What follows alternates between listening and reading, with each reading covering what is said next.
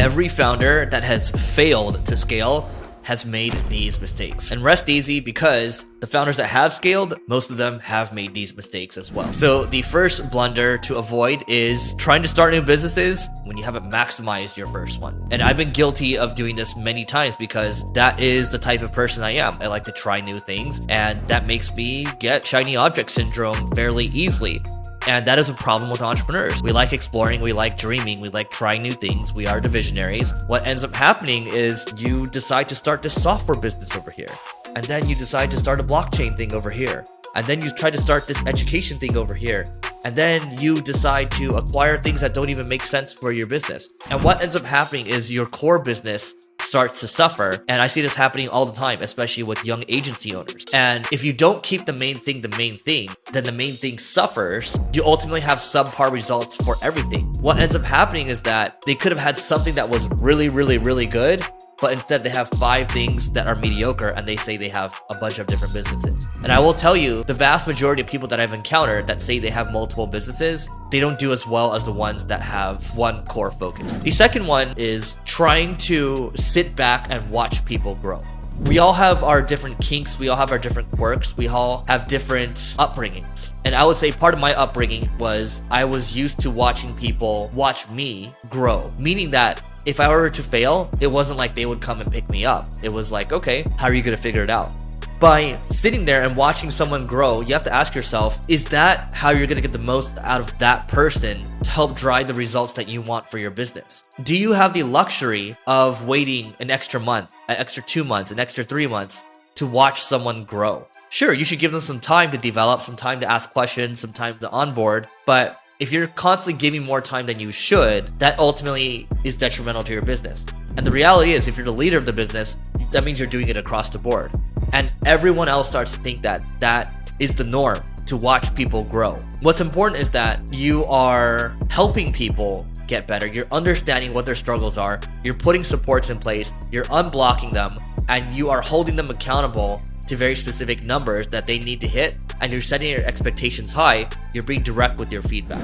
The third one is trusting but not verifying. Trusting but not verifying on the people that we were hiring. Let's say you have a recruiter. They really like the people that they're bringing in. They think they are absolute superstars. Well, the problem is I just kind of said, okay, they're superstars. Okay, I trust you. And what ended up happening was we hired people who were nice people, but unfortunately they weren't people that were a fit for the role. And that ends up getting a lot messier, because when you make a hire and it's a bad hire that doesn't work out for the company, it actually ends up costing you at least 2 to 3 times their salary. Salary for $50,000? Well, great, you're paying $150,000. And it's not only that, it's the time that you lose, because if you ended up waiting a little longer to find the right person, it would have been much better for your company. It would have been better for the person that you ended up passing on, because they would have gone to something else that was a better fit for them. And it would have been a better fit for the person that you bring in, less of a headache for everyone else. The old adage of hire slow, fire fast, it does come into play here, but also you as the leader of the company, you have to verify these situations. When someone says they're doing a good job, okay, can you show me how you're doing a good job? This person's a great hire. Okay, great. Why do you think so? What credentials do they have? What have they done exactly? Have they been there, done that? Are they someone that aligns with our values? You actually have to stop and hold things up for a second, and you have to almost serve as the bottleneck sometimes to be able to move the company forward. Now, the fourth one is hiring people solely based on potential. I literally authored a book called Leveling Up, and so I want to see people grow. One of our core values is improve and obsession. If you hire people solely on potential, you hire people based on a projection that you have, that's not going to work. Whenever I hired someone based on potential, not based on core competencies, not based on core values, that's always ended up being a disaster at the end of the day. So you have to figure out, when you're hiring, what are the outcomes that you're looking for? If you're going to hire a CEO, have they managed $100 million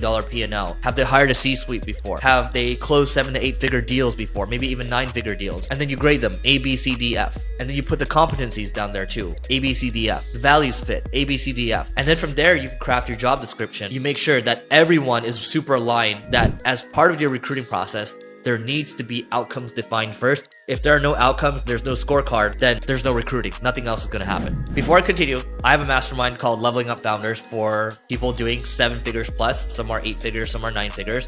And we meet twice a year. One in Beverly Hills, one in Miami. And it's just super high caliber people at the top of their game in media, marketing, and business. And we've had amazing people speak before. My podcast co-host Neil Patel is there as well.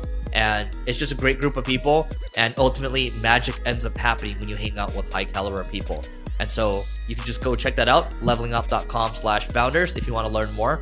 And we'll continue on with this video. The fifth one I want to talk about is this whole concept of mindfully transitioning. So I learned about the concept of mindful transitions from an entrepreneur named Bob Glazer. The whole idea behind it is that if you're going to fire someone, if you actually think that you've had a great relationship with them, but they're no longer fit for the company, it's not a good matchup anymore, then you just go to the person and say, hey, why don't we mindful transition you? We're not going to embarrass you with the firing. We're going to give you 2 months, go find something else. We'll make some referrals for you, and you can just continue on the work here, and you can kind of slowly wean off your work. That's worked really well for me in the past, but the caveat here is it only works on people that you have a good relationship with. And so there's one individual, I have a still stellar relationship with him.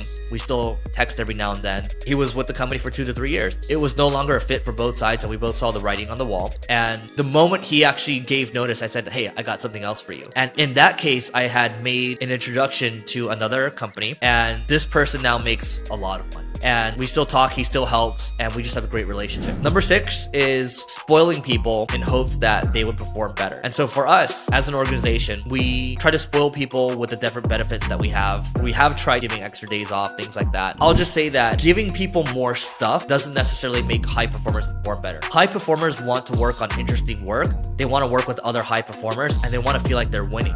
If they don't feel like they're winning and they feel like they're working with people that are B and C players, they're ultimately going to leave. During the time where we had to make some adjustments in the company, people that ended up finding jobs elsewhere, what they would always say in their exit interviews would be, your benefits were amazing. Okay, benefits were so amazing. Why did they stay? It's because it's not about spoiling people at the end of the day. 7th is completely abdicating on recruiting. As a founder of the company, you have 3 jobs really. 1 is the vision, 2 is financing, and the 3rd one is recruiting. When it comes to shaping recruiting, you have to think about every single person that you bring in, they're going to shape the future of the company. And they're going to change the dynamics of the culture a little bit. And that's okay. I'm not saying you should try to keep it rigid, but I realized for me in the past when I made this mistake, and what ended up happening was we didn't get the right people in the right seat. And so it's about being locked in somewhat on the recruiting process, because I'll tell you this, when you think about Steve Jobs, he interviewed the first 1,000 people that joined Apple. One of the co-founders of DoorDash interviewed the first 2,000 people.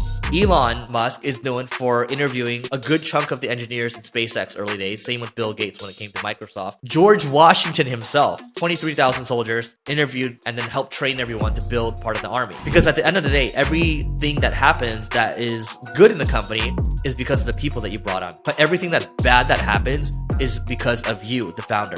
And you want to be able to take full responsibility for each person that you bring on. I'll say one of the other mistakes I made was positioning myself away to the back again. And it's like, okay, HR maybe be the initial screening, and then maybe I might be in the next round, right? So your mileage may vary. I just know that when I was placed at the very end, I felt a sense of guilt when we had put in all the sunk costs in terms of meeting different people, running them through assessments, and if I would say no, I would just feel really bad. If you're prone to that, then go ahead and move yourself closer to the beginning of the recruiting process so you won't feel as bad. And so that's what it is. These are the 7 fatal blunders that founders make that will prevent you from scaling. So I hope you avoid these mistakes. Let me know in the comments what you think I might have missed in terms of mistakes. And you can check out this video over here on whether you should build your business first or your audience first. So don't forget to rate, review, subscribe, and we'll catch you later.